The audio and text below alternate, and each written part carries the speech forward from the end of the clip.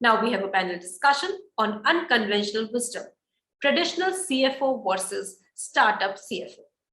Let's get some unconventional wisdom for becoming a successful leader. I would like to invite Amol Tete, editor ETCFO, to moderate this discussion. Over to you, Amol.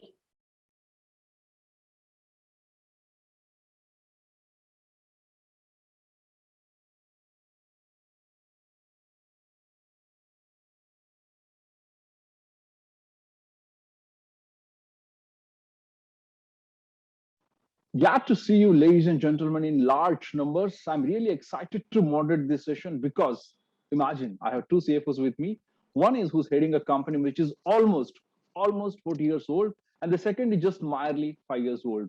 Both belong to, I must say, a two-wheeler segment, though the format and the structure is different, but they are the brand in their own space. The idea of this session is to explore how is the thinking and strategy of a traditional CFO versus a startup CFO. Hence, we have named the session Unconventional Wisdom, Traditional CFOs versus Startup CFOs. But before we begin, let me suggest you to please post your questions, feedback in the comment box on your right side, and also share your thoughts on the social media using the hashtag ETCFO Turning Point. And let me begin with my speakers. Let me introduce them to you. My first speaker is Mr. Niranjan Gupta, the CFO of Hero MotoCorp. Mr. Gupta, glad to have you here. Thank you, Amol. And my next speaker is Mr. Anuj Tiwari, joining us from Bangalore, who is the finance head of Yulu. Anuj, glad to have you here. Thank you. Thank you, Niranjan. Thank you so much for being here at ETCFO Turning Point. And to begin with, Niranjan, I will come to you first. Being a senior, being a traditional company head, how do you look at the whole CFO's world today because of the disruption which the startups have created?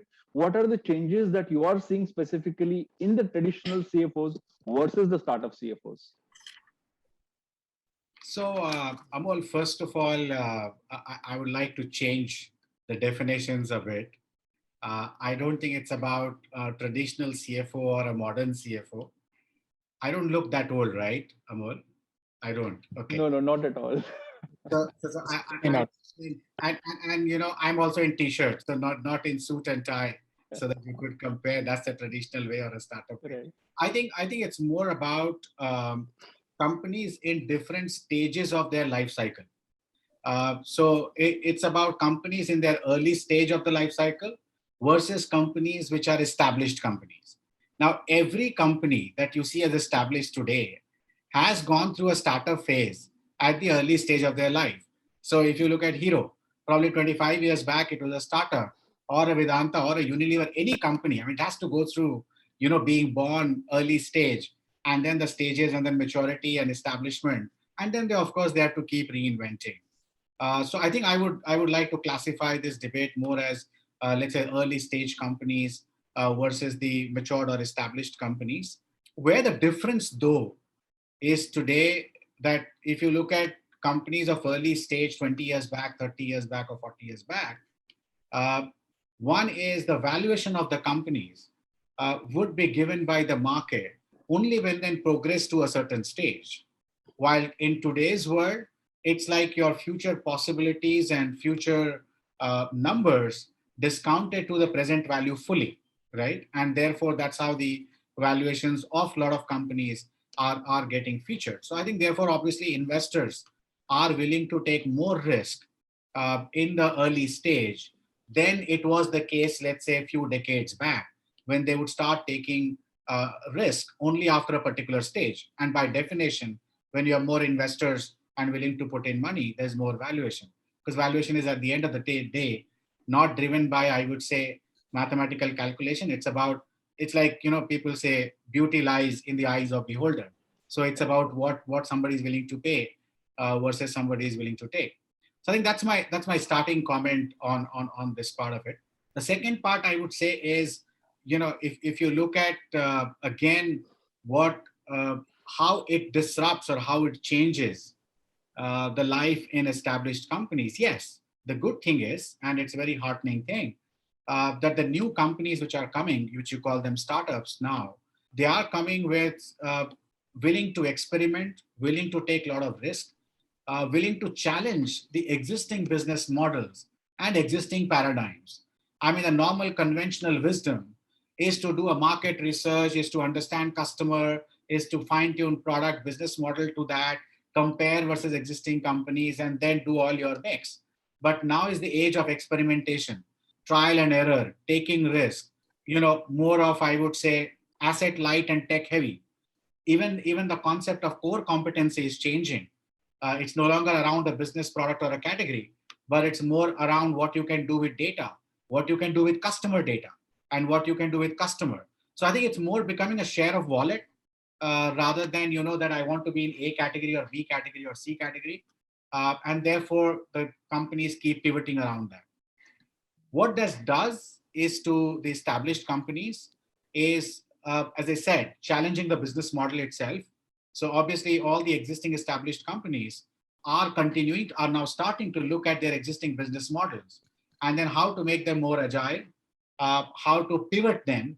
In any case, even if you take established companies, they've been reinventing themselves. In fact, if a company doesn't reinvent itself, then if you take, for instance, Fortune 500, or you take any top league rank, the 75% of the companies become extinct in probably 30 years time. So companies have to reinvent, which the companies have been doing. I think the reinvention becomes faster because of the advent of lots of startup companies that are coming and investor money that's coming into this into the startups. So I think that's the way I would say that it disrupts. It just fast forwards a lot of things. Now, obviously, when you are in an established company, which is a listed company, there is a past, there's a historical trend. So there's certain sort of accountability as well towards the short-term result versus the long-term, what you could take and the risk and rewards. And therefore, it has to navigate carefully and in a very caution way in terms of how it moves forward, because obviously it cannot risk its entire capital. I'll stop at that because I'm sure it's a long session and we'll come back to that at some point in time again. Certainly, Niranjan. But I think meaningful points, meaningful summary from accountability to early stage startups and early stage companies, and then valuation. I think you raised and highlighted really important points, Niranjan. Thank you so much for the opening remarks. And Anuj, I will come to you. How do you see the difference between traditional, or like Niranjan said, early stage companies and the startups? So certainly, I think Niranjan very well already articulated it. The startups, when we say it is early stage, but there's a nuance to it. When we say startup nowadays, it has been attributed to something which has been enabled by the fourth revolution or fourth industrial revolution. When we say startup, it is because of the new technologies, data, the platform, which has enabled a lot of businesses which were not possible, I think 10 years or 15 years back. So when we say startup, what they have seen breadth taking growth, the speed which they grow, the speed which they have changed the way business is done. So that is where I say the startup, and that is where the finance or CFO's role becomes very difficult and very different when we see in the parlance of startups than the matured, I will say, rather than the traditional, I will say the matured stage companies, because you're always constrained with the resource. Where there's no constraint is the aspirations and the ambitions. So you have to have a fine balance between these two, So your role as a CFO is always, it doesn't change, it is same. There are 5-6 basic tenets, only the focus changes. And that is where, you have to be constraints keeper as well as business enabler. And that role doesn't changes whether you're in traditional or a startup environment. Okay, again, notable points, Anuj, and I think I agree. Yeah. There are 4-5 major things will never change, converting a balance sheet into a gold. I think that's what every management will look at. I think that's definitely. Yeah. Creating a value of the company and all. Yes, you want to add something, Anuj? No, I'm saying certainly what you said. The same 5-6 functions, your treasury, your accounting, your business, FP&A, your investor relations, they all compliance, they will remain same. Only what changes is you look ahead and scalability. That changes, that you always have to plan for the next, fast-paced growth. Right. Interestingly, in fact, both of you belong to the same sector where your product is on the road, right? And I'm sure you must be facing a lot of speed breakers there. So Niranjan, tell me, being an early stage company or a old company compared to a startup, startups will have its own advantage and benefits, and obviously your company will have its own benefits and what you can say issues there. So Niranjan, what are the major speed breakers or obstacles do you face as a CFO while looking at the balance sheet, while looking at the capex, while looking at the financial? Look, life is changing. Yeah. Right. Life is changing at fast pace. And let me take, the recent last couple of years, for instance, pandemic. Now pandemic, and firstly, let me just say it's been a humanitarian crisis. Yeah. Before, let's say, we take an economic crisis or a financial crisis, it's been a humanitarian crisis. We've seen how wave two has impacted across the board in India. Now there, the perspective changes. The perspective is care and empathy first. Yeah. P&L and balance sheet later. Now, this wouldn't have been a thinking, let's say, in a normal times. Now, that's where you need to change your mindset. And that's where we in Hero did, where we said that, look, for us, rather than cut cost, it's more important to protect the jobs. It's more important to protect the salaries of the lowest grade employees. So we said contractors, whether they report or not, they need to be paid, right? Care, right? Employees, yeah, giving them entire flexibility around community, whatever we could do. We even, stopped production in some of our plants to preserve the oxygen cylinders, which could actually be given to hospitals. And this was during this April, May of this year. So a lot of those mindset shift has happened, I would say, in a big way because of the pandemic that has happened. And therefore, care and empathy becomes now an integral part of, I would say, a CFO's key approach or a key thinking, rather than just the P&L and balance sheet. I think the other thing that happens is, as we said, things are changing so fast that you have to be more agile than ever, more dynamic than ever. I mean, today there were days when people would do 5-year plans, 3-year plans, and then annual plan, roll down, and then we have a forecast. And I mean, today you can't forecast, right? You can't forecast commodities, you can't forecast demand, you can't forecast customer behavior. So all you can do is to pick up the trends fast enough by being on ground, yeah, by pulling your team. There's no time to analyze data. I mean, it's better to then pull in 25 people in a virtual platform, talk to them what everyone is saying, pick up your guts and instincts, and then go with it, and then do a very fast correction. So therefore, if things are not happening, be prepared to move direction in one way or the other, flex your supply chain, change your inventories, change your demand. So I think the speed at which you need to take decisions and at which you need to respond, that has changed by multiple X factors. I mean, I would say that change is as much as the change in the startup valuations, where you have the multiples. So absolutely, I think that's a big change. I would say the disruptions or the changes have brought about. The second one I would say is around the trade-offs. I mean, it's well known that CFO's role is ensuring sensible trade-offs in different aspects of the business. Those have become much more relevant now. So if you look at a trade-off between today, do you fund for growth in an established company, I'm saying, or do you conserve cash? Now, given what happens, people would say, okay, conserve cash. That's the mentality. But equally, if you keep waiting for growth to happen rather than making growth happen, then you may actually miss the bus. So, and then it becomes self-fulfilling prophecy, which is if the companies don't spend, there's no private expenditure, the economy doesn't go up, and therefore you go down, and you again cut costs, again you cut spend.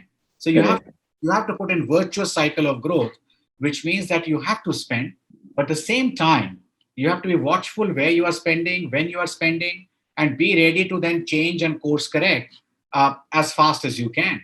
So I think it's the speed and the trade-offs which are extremely important now for CFOs.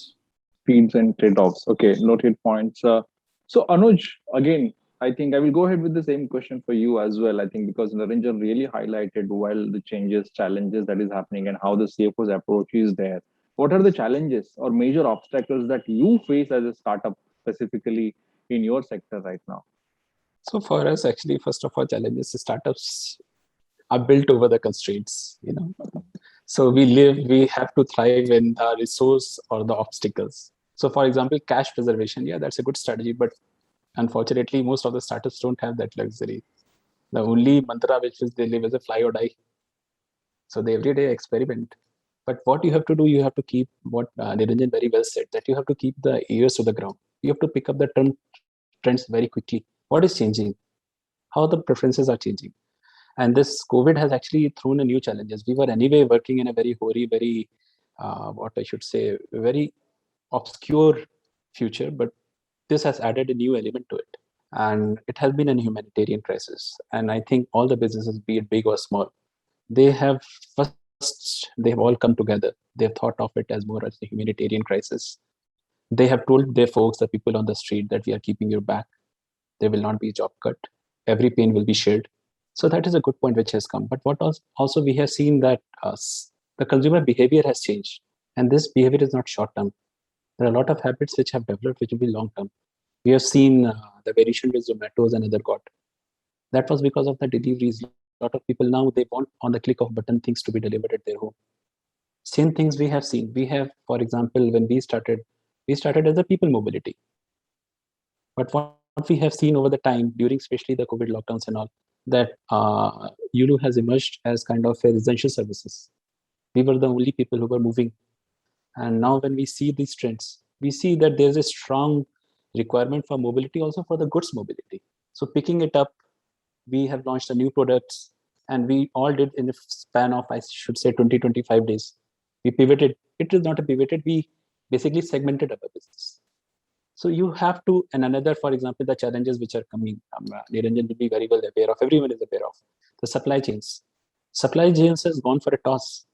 And for the people like startups, we don't have access to large pool of liquidity and capital. It becomes especially challenging. So you have to think very creatively about it, how to secure the supply chains. For example, for supply chain, it's just not because we live by the mantra of growth. And if we don't have the products on ground, how will we grow?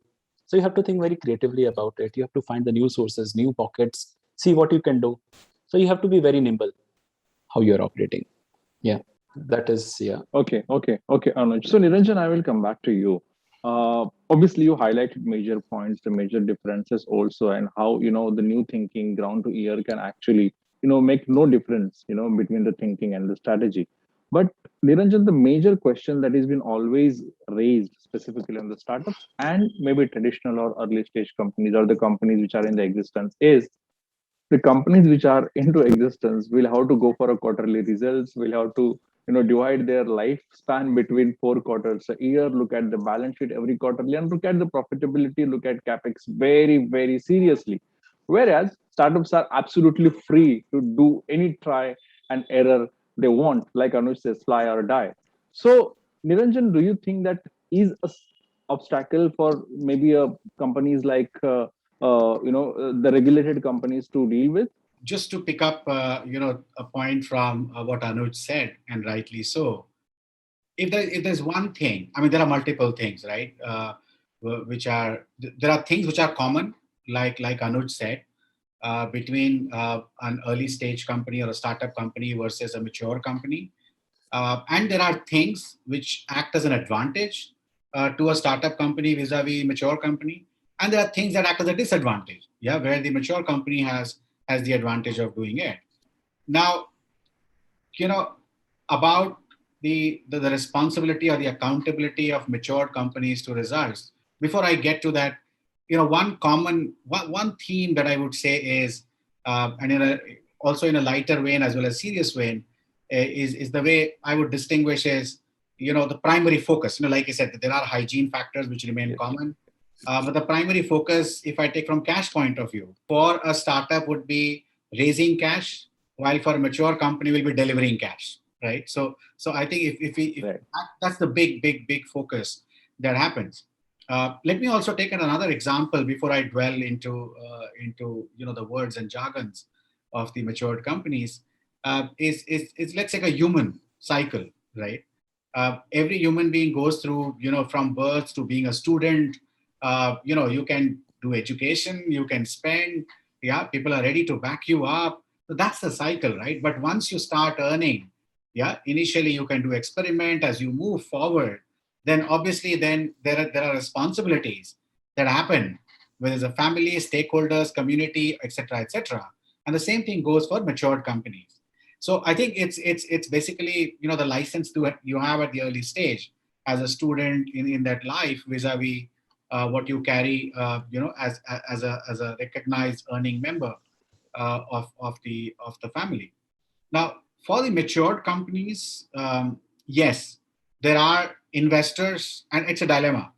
Investors would want quarterly results also, and they also would want, your business model to be protected and value to be created, at least in the segment you are in, where startups are coming, right? And of course, they wouldn't like to see the cash burn. In fact, from a mature company, they would give multiples on cash earn, while for a startup they'll give multiples on the cash burn. Now, that seems very unfair, pitch to argue around. But having said that, I think there are some inherent advantages also which mature companies have. One of the things, like Anuj said, is supply chain.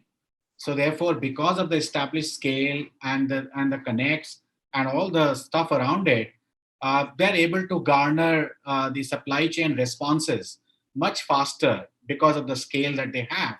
Vis-a-vis, let's say, a startup who would be in an auto, and let's say semiconductor crisis or battery or any other thing, it takes time to build an organization. So there are inherent advantages. But on the reporting side, yes, but there are ways to solve it. The ways to solve it, because mature companies already have a cash cow running.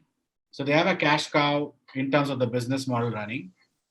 I think the trick is, how do you ensure that your current business or the segments still keep generating enough cash and maybe more cash, and then you deploy them behind the new age business models or new age vehicles, right? And that's the thing. And therefore, like we are doing and many companies are doing, either you create a separate division, which is like, maybe emerging mobility. So we've created an emerging mobility business unit as a separate division, independent, which has a freedom of a startup, yeah, to be doing that. We recently saw one of the established auto companies, going the subsidiary route, putting a separate company. So that's another route, that you actually float a separate company, right? Which can then behave like a startup, has the license to do that, while your parent company continues to be held accountable for the kind of cash generation and quarterly reporting that you need to do. So I think you got to navigate both the spaces. And these are the solutions. Either you create a separate independent division, completely empowered, or you create a separate company itself. But there are different ways it can be tackled. But yes, you got to be more conscious of your quarterly reportings, of your cash, of your earnings, because you won't have the license to burn as much as a startup would have. And it's also because, let's say you have 10 startups or 20 startups which are today talked about. Now, behind a 20 startup, or let me even expand it, maybe 50 startups, right? If I ask somebody to tell what are the 50 key startups today, I think the list will stop at 20, 25 maybe, right? Hardly 50. Now, for those 50 startups, I can tell you there are 500 startups which are unknown, which are still startups, which are companies which are taking risk, but they are not in the limelight as of now. Now, that's the whole risk capital. So basically, the survival rate of the startups probably eventually will be around 10 to 20%. So that means that you will have around 70-80% failure rate, yeah, which goes by the nature of the risk that you take. While for a mature company, imagine if there are 100 mature company, can 80% of them afford to fail through this route? They cannot. So I think that's something, navigating that space where you protect and preserve the current while actually you navigate the future. That's, I would say, is the additional dynamism that the companies need. Now, for that, sometimes you have to, not only the corporate structure, which is one way, but one has to change the mindset. Right. You can't have a Nokia moment or a Kodak moment or a BlackBerry moment. So therefore, you got to change mindset. You got to have, maybe for that part, a different profile, different org structure, different empowerment, different freedom, so that one can actually move and then do that. So it's doable, and we in Hero are doing it. In fact, 2 years back, we've launched our new vision, which is be the future of mobility. So away from just confined to two-wheelers or affordable two-wheelers, it's now be the future of mobility. And there's a lot of work happening in separate divisions that will happen. As a CFO, of course, I'll continue to be accountable for the quarterly earnings on one hand, and then ensuring that we also are not left behind in the race on the new business models and the new mobility systems. Okay, very well said, Niranjan. In fact, I got really some good headlines, if I say in my own language, raising capital versus raising cash versus delivering cash, cash burn, and navigating to the future. I think from the startup's perspective, very well said, Niranjan. And I think I would like Anuj also, Anuj, to give a rejoinder here. So again, just slightly, if you, Anuj, allow me to tweak the question which I asked to Niranjan. I was asking about, the quarterly result, the regulations, and the compliance, which you don't have to do. I mean, obviously, there are certain regulations which you follow, but you don't need to follow the regulations which Niranjan follows. So, what is the benefit that you get out of it? So actually, I will rather answer it in a little convoluted way. Abul. Your Sure. answer, I will not directly answer it. See, the market pressure is there. The investor pressure is there. The pressure comes and manifests in a different way. For example, for a listed company in the form of the quarterly reports, annual. But for startups, there's every month pressure is there, and it comes again from the investors. The perception of investors is very different when they go to a listed company, when they invest in listed market, whereas they are putting in a startup. So when they are putting a startup, if you see, the word has changed. As Niranjan started, that almost 75% of companies will disappear. In fact, by McKinsey report, by 2027, 75% of the companies which are in S&P 500 will disappear. If you see the life of an average life of a company, which was in 1958, it was 61 years, is now 18 years. Right. The top 5 are all the new age companies. Right. So here mandate is very different. When they are investing in you, they want you to be one of those 5. They are trying to find out a new Amazon, new Apple, the next generation. So here our pressure is very different. Pressure is to have a growth, first of all, to be a category creator, to have a successful product fit, and to scale it up faster than possibly people have experienced in the past. And why this expectation is coming? Because the market realities are changing. So pressure is there. I will say it is not more or less, it is different. And every cash burning, it is not, I would say, see, it comes with a responsibility and accountability. You have to show something for what you have expended. So for example, there was, now it is little past it, but zero-based budgeting was, I think, 15, 20 years a fad, especially in the big companies, I would say. In startups, you have to live by it from day one. Every expense which you have to do, you have to justify. So pressure here is even more intense than the quarterly. Even the investors ask you every month, what was your growth? And growth expectations are 20% from the last month on month. So, there is a pressure, there's a responsibility, there's accountability. Just it manifests in a different form. On a lighter note, I have always seen startups have boosted the sales of the Starbucks coffee. So do investors also look for how much money did you burn on the coffees that you guys consumed? So investors look at every single thing what you have done. First is what you actually delivered. You promised me that I will do this. Where are you from there? So usually they don't go item by item whether how many coffees you consume, but they do look at what you did for those coffees you consume, for the calories you taken. Right. Yeah, Niranjan, you want to add something? I have another question. If I may come at this stage on what Anu just said. Yeah. And I do appreciate that, and I completely agree with Anuj that the pressures are of a different kind. Yeah. And for instance, as Hero, we've invested in a startup, Ather, which is into two-wheelers, and there are other investors as well. So there we are in investor capacity, and they are under pressure to grow, right? And the growth pressure is like you said, it's a month-on-month growth, not like what established companies report, which is year on year, this quarter versus that quarter of last year. In fact, life for a startup over 4 quarters changes so much that Right. that the corresponding quarter of last year is not recognizable versus the quarter of this year. So completely appreciate. I think the pressures are of a different kind, and as the startups move to that phase of getting listed, like some of them have, obviously then the added burden of all the compliance and everything will also start.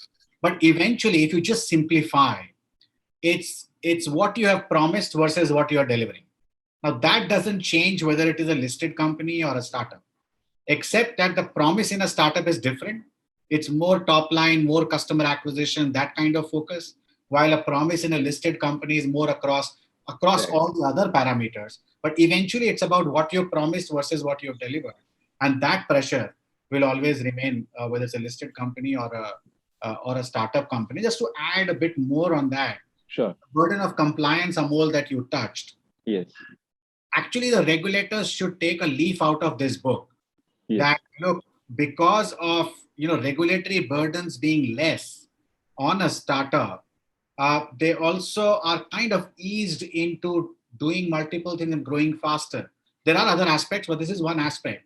While a lot of regulatory and compliance burdens on listed companies, I do feel, while yes, it has been eased, there's ease of doing business which is carrying, but still there are plethora of regulations, compliances which can be eased, allowing actually the business to move on a more nimble manner and with speed. Okay. Very well said, Niranjan. Noted your points. There is, one thing which I remember which Jack Ma said in his book that, gone all those days where there will be a companies with $1 trillion of market cap. Okay. Now we are in an age where there will be multiple companies or maybe thousands of companies with maybe $1 million or $1 billion cap, right? So if that is true, which I, get a sense from all of you also, and many other CFOs also, what kind of changes that you see CFOs are doing in themselves to lead such companies? And also, according to your experience, what are the changes CFOs should do to lead such companies? Amol, honestly, I don't think the difference would be because whether, yes, $1 trillion market cap will be a much bigger company, and you have, dimensions are more, Right. the size is bigger. But even $1 billion market company is not small by any means. Yes. You still have $1 billion cap, and hopefully that cap keeps growing. So I don't think it changes in a big way. I think it comes back to the basic argument of that there are stuff that will be common across CFOs of any company that you look at. The priority or the weightage that you give to those factors will be different depending on which company, which segment, which stage of your life cycle you are in. Yeah. Right. Now, obviously, if you are such a mature company where in, let's say, developed market, in matured category, the growth rates are 2%, 3%, or 4%, right? Now, there, obviously, then you will be more focused on ensuring that the margin lines and all the other mixes, rollouts, all are maintained. So I think it's about those navigating through those fine tuning. Mhm. But I would rather pick up some of the common traits rather than differences, which I think CFOs, irrespective of where they are, and some changes which are happening because of the change that's happening around us. So Correct. irrespective of whether it's $1 billion market cap or a 10 billion or a trillion, I think changes are still happening. Right. If I call them, for instance, one, I would say speed versus perfection. Now, probably, decades back, it was about getting it perfect. Yeah. Trying to perfect the things, get as much data as possible, analyze. I don't think we have time for that. with the world changing so fast, you have to do a trade-off between speed versus perfection. You have to go back and rely on data, on instinct versus data. So yes, there will be data coming. You have to pick up the data. You have to pick up the data faster as well. For instance, let's say a traditional or established companies, they would do a consumer survey, will take 3 months, results will get analyzed, and they're present in 6 months' time. Now, today in 6 months' time, the whole consumer survey or preference itself changes. Yes. So you have to pick up in 24 hours as to what really is happening and what is the feedback. And the moment you launch, the customers give feedback in 24 hours through Twitter. Yeah. Yes. And therefore you need to be really opening up all your antennas, and like Anuj also said, eyes and ears to the ground, pick them up, assimilate, move forward. So I think that's the change. The other I would say is adoption of technology. Yes. In the way CFOs work. I think there is a room for all CFOs as a community to adopt technology more and then move forward. Agility I highlighted earlier itself, which is how you can be more agile and more this thing. Short term versus long term, right? Very important. As you move through a second stage in the company's life cycle or a third stage, you still have to manage both short term as well as long term. And I would say again, another mindset change which is happening is control versus collaborate. Earlier, if you take 20, 30 years back, maybe the focus was more on control. How can CFOs control, the stuff in the organization, the finances? I think it's more about collaboration now. That how you collaborate inside with the functional leaders, how you collaborate outside with the ecosystem, with the industry, with the regulators. So I think some of these things are changing rapidly. And therefore, some things will remain as basic hygiene to carry forward, and some in the mindset approach that will change, that are changing irrespective of, in my mind, whether it's $1 billion or $1 trillion. It's just a change because of change of times. I think very, very realistic points, Niranjan. I think this versus whole, I think you have crafted really, really well. Anuj, any rejoinder here? And also, if you could add to my previous question when you spoke about the pressures, if you could also add, how do you manage that pressure then? Because if you know that if your investor is going to also ask you and take a hisab kitab of the coffee and the calories, how are you going to manage that pressure? So actually, again, Niranjan has said very well thing that the collaboration rather than the control. I will just say that role of CFO, how it is changing, especially in startups, because the organization is very small. So agency issues which are faced by the large organization become lesser in startups. So it is more of the business enabling, becoming partner. Your role becomes more of a business partner. And about managing the stakeholder, it is always, there are business people, then there is a CFO. Stakeholders, the role of CFO is as a conscience keeper. It is a custodian of, and that will not change. So when they look at you, they want you, okay, I have heard this story, but now you tell me what is happening on the ground. That is where you have to have your integrity as well as your trust, which you have to maintain at every cost. So one thing is you always have to tell what is happening, what should have happened. Right. And that communication should always be, it should be built into the system. And you should communicate it more kind of a pre than things are happening. You should have that. So people know where they should set their expectations.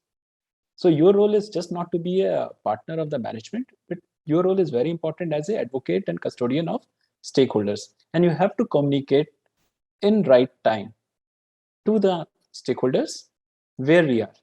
That is very important. Amol, if I may just add on what Sure. It's an extremely valid point in terms of communicating at the right time. Right. And that's important for any company that you are in. And a CFO is, look at different functions. The different functions will be able to see their own functional view, right? Sales will be able to see sales view, marketing view, production view. There's an operation guy seeing operation view, R&D view. It's only the CFO who can see all the pictures, all the dots. And it's a bit like, as a student, we used to have those books, where there would be dots and there'll be numbers and you join them to form a picture of an animal. You remember, Amol, now those things? Yes, absolutely. Class 2, whatever. I think it's very simplifying, that's the CFO role. So there are Okay. dots. I think the CFO has to join the dots and then create the picture and show that picture to the management that this is what the picture is looking like in time, so that action can be taken that, okay, if this is the picture that's emerging, do we like this picture or we want to change the picture? So I think that's Okay. the analogy I would like to draw.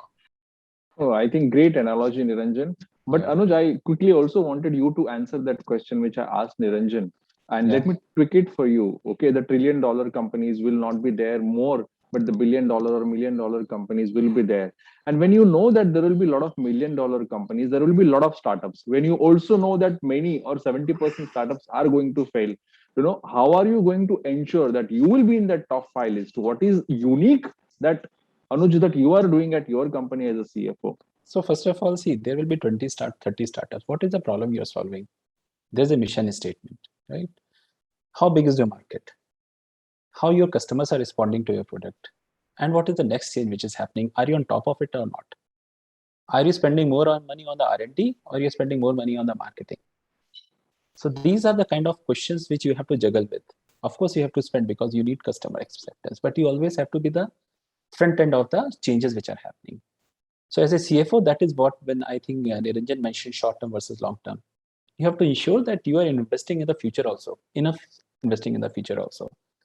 And now what has happened, I think the market cap may be misleading given the sea of liquidity which is happening right now, but yes, definitely they will be small, will be beautiful. That will always remain. That will remain. But there will be cycle. This small will again grow big and new smalls will start. So you have to eventually be ready for that, what you said, creative destruction. Right. That will keep happening. So there's nothing wrong in it. Right. But for your company to, you should be very honest to the mission which you started with. Right. Growth for sake of growth may not be that meaningful. There is also a mission which you have taken. And if you are fulfilling that mission and you are honest to that, there's high probability that you will be on top what you're solving for. But if you could answer in one sentence, is Yeah. growth important for you or profit important for you? At this stage, growth. Okay. Noted your Yeah. point. Yeah, certainly answering that, but ultimately business economics is like gravity. It will hit Right. you. So your profitability at certain stage, there should be path to profitability. Unit economics should be profitable from the day one. Right. Or there should be very clear part to it. Right. So that is why when I say profitability, yeah, it is important. Right now where we are, growth. But it should, see, we have to create shareholders' wealth. That is the final mantra of any corporate finance which is taught. And that has to be done at wherever stage you are. Great. Wish I could have some more time, taken some more questions with you, gentlemen. It was really an engaging conversation. I got some really meaningful doubts. But before I wrap up, let me ask you one question where I would like to take your future guidance. And Niranjan, the question is for you and obviously Anuj as well. But Niranjan, I want you to answer first. What is the next turning point that you see in your sector? Because we have seen a lot of changes, challenges in last 15 months, and we are still in an unrealistic situation. We do not know what is going to happen tomorrow, whether third wave will come or not, whether we need another dose of vaccine. We do not know. So considering all these challenges, what is the next turning point that you see in your company, in your sector, in your industry? All right. So Amol, again on the turning points, it's fascinating. When you travel through a road and if the road is taking just slight turns, yeah, it's moving, you won't realize that the road is turning, right? I'm just saying, on the edges, maybe 1 degree, 2 degree. And if that road, if after some time also keeps turning like that, now you don't feel that you're turning, the road is turning, right? There's a turning point that's happening. But after, you've traveled a long distance, and if you go back and see versus the original, you would have done probably a 45-degree or a 50-degree turn. Now that's a turning point that has happened. So the point I'm trying to drive is that it's not about one turning point that changes, the organization has to change from left to right. It's the reinvention at every point in time, because at every point that road is turning. So I think it's important to realize that there's no longer something called a straight road. Yeah. The road is turning, but it may be turning at a pace and you are traveling on it, so you don't realize that it's turning. I think one has to just embed that, look, my road is turning. So I have to keep reinventing at every stage. And I think organizations that reinvent at every stage will be the ones which will last beyond the 30-year cycle, let's say what Anu just talked about. And I think that's the mantra. Now, if you look at today, okay, what's the big thing that's happening in the sector? Yes, one big thing that's happening is this whole thing around electric mobility. And that's certainly a big thing, a big change which is happening. It has received traction because of environment issues, and it's the right way forward. Now, again, what's very important is to navigate it carefully so that you are ahead of the game, you are not behind the game. At the same time, you are doing it in a manner which is sensible. And what I mean by that, for instance, let's say, one is to say that everything will become electric in 5 years' time. Now, look at the segmentation of the industry. 70% is motorcycles and 30% is scooters. Now you look at motorcycles, why the customer buys motorcycle. Customer doesn't care whether it's a petrol or battery or XYZ. Is the reason why you buy a motorcycle. Yes. For the performance factor, for the thrill of the engine, for the sound it generates, right? Which goes completely opposite to what an electric vehicle will provide you. And therefore that class may not be amenable to electric so soon. Things can change. And therefore we are then talking of the 30%. And then you segment it further down into what parts of India can have charge infrastructure. And then you actually come to a very calibrated level of where things are likely to move. So I think it's important to do scenario planning of, what is the high range, low range, and not just spreadsheet scenario planning, but backed up by customer buying factors and therefore how it will evolve. Eventually what will get decided is the price has to be such which makes sense for the customer at a cost which gives return to the manufacturers of the supply chain, and in a product format which is convenient to the customer, because customers don't change habit by becoming inconvenient around it. So I think those are the things that are changing, and we are seized of that. As we said, we've invested in Ather's startup. We have partnered with Gogoro, so we've gone way ahead on partnerships, and our own product will also launch by March of next year, an electric scooter. So we've accelerated our EV plan. Equally, we are mindful of the balance that we need to keep, because eventually I think there will be multiple forms of energy will exist, not that one will substitute completely the other, just given the whole different customer buying factors involved in this aspect. Very nice, Niranjan. I think that's a great turning point. Thank you for sharing. Anuj, your turning point. Certainly. So first of all, congratulations, Niranjan. I'm a little more bullish and optimistic about electrification of mobility. I think it will be beyond what even the most optimistic thinks, and then that is for our country's sake. If you see it, in India, 2 million deaths happen just because of the pollution, and 30% of vehicular pollution is basically in the metropolitan. If we say our metros, 30% of the pollution is caused by the vehicular pollution. So we need cleaner energy, and India is signatory of Paris Accord. So for the sake of our country, pollution, next generation, I hope we get cleaner. And again, I would like to congratulate you. And Amol, that is what my point is, that I think ICE engines or internal combustion engines have been there for more than 80 years. They've caused enough damage. It's their time to go. And I hope, pray, and I believe that electrification will take momentum. Consumer preferences will change as we offer new products. It's same like when Apple brought the iPhone, or it's a Tesla which brought the car. We are sitting at we are sitting at, then things will change more dramatically than we have even imagined. That is all. I will end with this. And another point, which is the mobility, the model of mobility will change. Several models will evolve. They will be owned, they will be shared, there will be certain other factors but certainly the mobility will get disrupted, electrified very soon. I think if I may, Amol, if you may allow me. Sure. Yeah. So yes, I think the pace of electrification is extremely important for environment, and there's no two ways about it. I think it's just a recognition of how the pace will evolve, in which category it will evolve, and as business, we just need to be sensible about it. As far as ICE engines is concerned, I think while they've been around for decades, just one addition there, that with the BS6 regulations, actually the emissions have been cut by 90%. So I think that's a big change that has happened in 2020. But yes, I think more forms of green energy should be encouraged by all.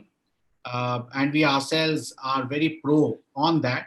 But as we navigate, obviously from business wise, we got to ensure that we are sensible about how we navigate that path. And Amol, just on the one more thing on probably just the CFO, which I actually thought and wrote down, and this is just an advice to the finance function and fraternity, that whatever we do, it's a startup company, it's a established company, listed company, it's in ICE or in EV or green, non-green, doesn't matter, billion or trillion.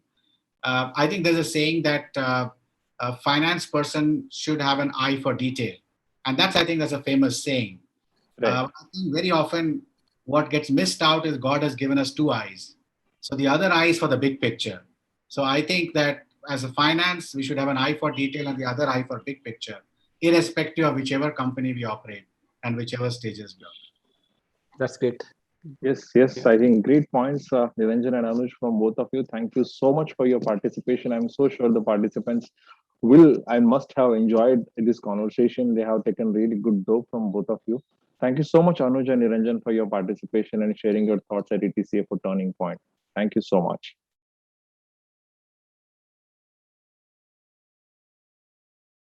Thank you everyone for an engaging discussion. Let's proceed to the next session. Stay tuned.